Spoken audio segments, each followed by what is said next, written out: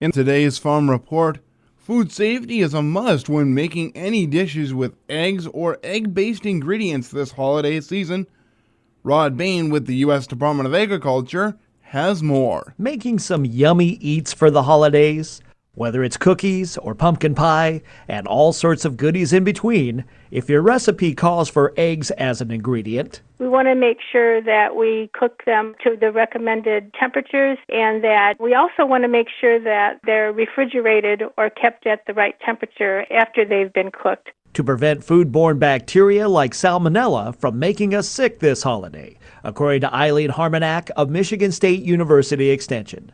So for instance, when it comes to egg-based pumpkin pies and custard-based dishes and pie fillings, you want to make sure that they're not sitting out for more than 2 hours or longer. Bacteria will grow when homemade pie is kept at temperatures between 40 and 140 degrees. And that means putting those items in the refrigerator within 2 hours of serving.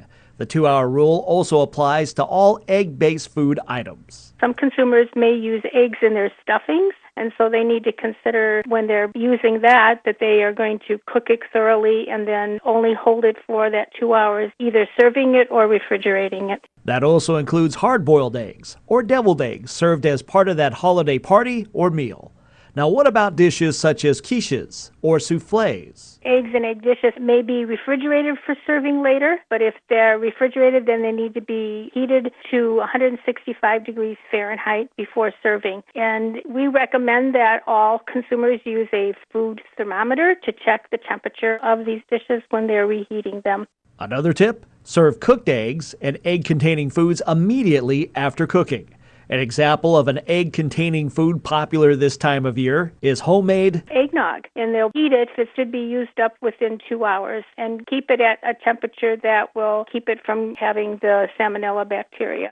Now, many families enjoy the holiday tradition of baking cookies, but whether you are making cookies from scratch or you're using prepackaged cookie mixes or cookie dough, you don't eat the raw dough, and I know these cookies are a holiday favorite, so you don't want to eat the raw dough, whether it's your homemade recipe that you're going to be cooking up or it's a packaged cookie dough. If there are raw eggs in that dough, we want to make sure that we're cooking it, because cooking it will kill harmful bacteria, and the bacteria that we're looking to kill is the salmonella. I'm Rod Bain reporting for the U.S. Department of Agriculture in Washington, D.C.